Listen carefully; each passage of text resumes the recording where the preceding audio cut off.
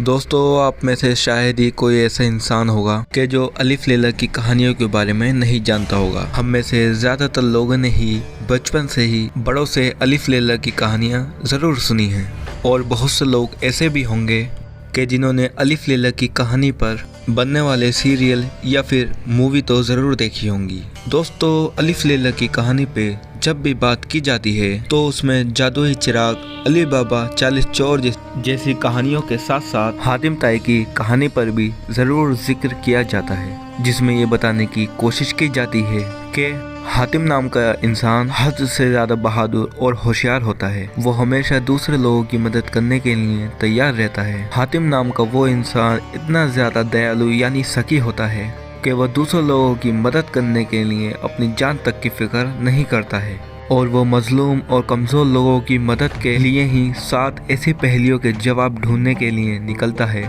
आम लोगों की नज़र में नामुमकिन समझा जाता है कि जिन मुश्किल पहेलियों के जवाब ढूंढना और इन मुश्किल पहेलियों के जवाब ढूंढने के लिए जिस सफ़र पर हातिम जाता है वो यकीनन हद से ज़्यादा मुसीबतों से भरा होता है। दोस्तों, हातिम ताई की ये कहानी कितनी ज़्यादा मशहूर है, इस बात का अंदाज़ा इससे लगाया जा सकता है कि ये कहानी हिंदुस्तान, पाकिस्तान और बांग्लादेश, नेपाल के साथ साथ तुर्की, मिस्र, ईरान, इराक जैसे इलाकों में भी खूब सुनी जाती है। न सिर्फ कहानी बल्कि हातिम ताई के ऊपर बहुत सारे सीरियल और मूवी भी बनाई जा चुकी हैं। फिलहाल दोस्तों, आज की इस वीडियो में हम हातिम ताई की असली हिस्ट्री बताने वाले हैं। आज की इस वीडियो में हम आपको बताएंगे कि क्या सच में हातिम नाम का इंसान इस दुनिया में हुआ भी करता था या फिर ये एक झूठ है, और अगर हातिम नाम का कोई इंसान इस दुनिया में हुआ भी करता था तो वह हातिम कौन था, कहाँ था, किस दौर में था और क्या सच में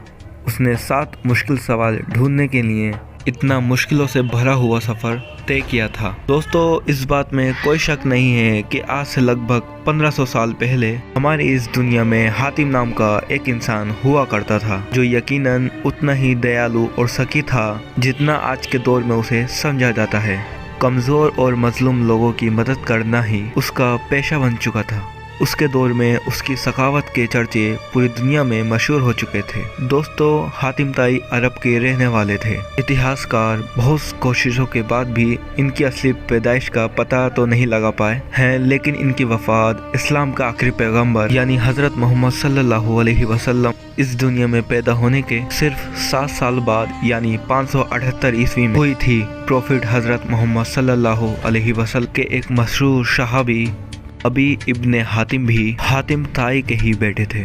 दोस्तों, हातिम ताई की 3 औलादें थीं, जिसमें 2 बेटों के साथ साथ सफाना नाम की एक बेटी भी थी। हजरत अली से रिवायत है कि एक बार जब काई कबीले के लोगों को पैगंबर इस्लाम हजरत मोहम्मद सल्लल्लाहु ताला अलैहि वसल्लम की बारगाह में पेश किया गया तो उसमें सफाना हातिम ताई की बेटी भी थी। हातिम ताई की बेटी ने पैगंबर इस्लाम से अर्ज किया कि ए नबी अलैहिस्सलाम, आप इन लोगों को समझा दें कि ये मुझे तंग ना करें, क्योंकि मैं अपने कबीले के सरदार की बेटी हूँ और मेरा बाप वो है जो अहद व पैमान में वफादारी से काम लेता है, कैदियों को आज़ाद करता है, भूखों को खाना खिलाता है और सलाम में पहल करता है और किसी भी ज़रूरतमंद को अपने दरवाजे से बाहर नहीं भेजता है। यानी मैं हातिम ताई की बेटी हूँ। जिस पर पैगंबर इस्लाम हजरत मोहम्मद सल्लल्लाहु अलैहि वसल्लम ने इरशाद फरमाया कि जो तुमने शिफात बयान की है ये एक सच्चे मोमिन की पहचान है। अगर तुम्हारा बाप मुसलमान होता तो मैं उसके लिए दुआए रहमत करता।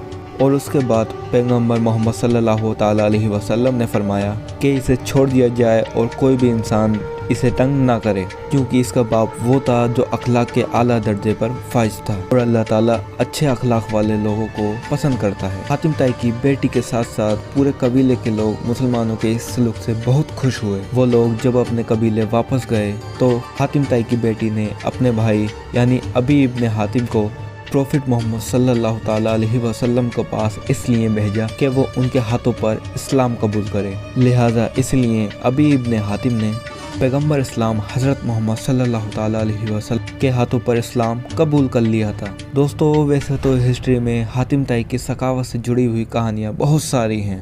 इतनी कहानियाँ कि अगर हम आपको सुनाने लग जाएं तो शायद घंटों गुजर जाएं, क्योंकि हर कोई ये बात जानता है अपनी जान की परवाह न करते हुए अपनी सारी दौलत गरीब और मजलूम लोगों पर लुटा देना ही हातिम की जिंदगी का एक अहम काम हुआ करता था। लेकिन फिर भी आज की इस वीडियो में हम हातिम ताई से जुड़ी हुई एक छोटी सी सखावत की कहानी सुनाते हैं। हातिम ताई की बीवी खुद बयान करती हैं, एक बार अरब के पूरे इलाके में सूखा पड़ गया था। घर घर लोग भूख से मरना शुरू हो गए थे। ऐसे वक्त में हमारे घर में भी वही हाल था जो पूरे अरब में था, यानी हमारे घर में एक वक्त की रोटी भी नहीं बची थी। इसी रात में ही हमने एक रात अपने बच्चों को बहलाना शुरू किया, यहाँ तक कि हमारे बच्चे भी भूख की हालत में ही सो गए थे। हातिम ताई की बीबी कहती हैं कि उस रात हातिम ताई की परेशानी को देखकर मुझे बहुत तरस आया और मैं ये सोचकर खामोश हो गई कि हातिम ये समझे कि मैं सो चुकी हूँ।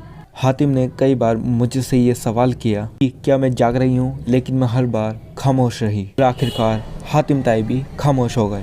लेकिन फिर कुछ देर बाद एक औरत हमारे खेमे के पास आकर ठहरी। उस औरत ने बाहर से ही हातिम ताई को आवाज दिया और हातिम ताई जब अपने घर से बाहर पहुंचे तो उसने हातिम ताई से कहा कि ए हातिम, मैं तेरी सखावत के चर्चे सुनकर अपने भूखे बच्चों को छोड़कर तेरे पास आई हूँ ताकि तू अपनी सखावत से मुझे भी माला माल कर दे और मेरे बच्चों के लिए 2 वक्त की रोटी का इंतजाम कर दे। ये सुनकर फौरन ही हातिम ने कहा कि आप रुकिए, मैं फौरन ही आपके खाने का इंतजाम करता हूँ। हातिम ताई जब वापस अपने घर में दाखिल हुए तो उनकी बीवी ने कहा कि ए हातिम, तुम इस औरत को क्या खिलाओगे जबकि तुम्हारे खुद के बच्चे भी भूखे सोए हुए हैं। ये सुनकर हातिम ताई कुछ देर तक सोचते रहे। उसके बाद फौरन उठे और अपने घर पर खड़े हुए इकलौते घोड़े को ज़िबा कर दिया। वो घोड़ा था कि जो हातिम ताई के दिल के बहुत ही करीब माना जाता था। उसके बाद हातिम ताई ने आग रोशन की और एक छुरी लेकर उस औरत के हाथ में दी। आओ, अपने बच्चों को ले आओ और इस घोड़े के गोश्त को भूनकर मजे से खाओ। हातिम ताई की बीबी कहती हैं, उसके बाद हमने अपने बच्चों को भी जगाया और उस औरत के बच्चों के साथ मिलकर सबने खाना खाया। उसके बाद हातिम ने हमसे कहा कि कितनी बुरी बात होती कि तुम लोग यहाँ बैठकर खाना खा रहे हो जबकि तुम्हारी पड़ोस में रहने वाले सभी लोग और उनके बच्चे भूखे सो रहे हैं। बस ये कहना था। हातिम अपने घर से बाहर निकले और एक एक करके सारे पड़ोसियों को खाना खाने के लिए जगाना शुरू कर दिया।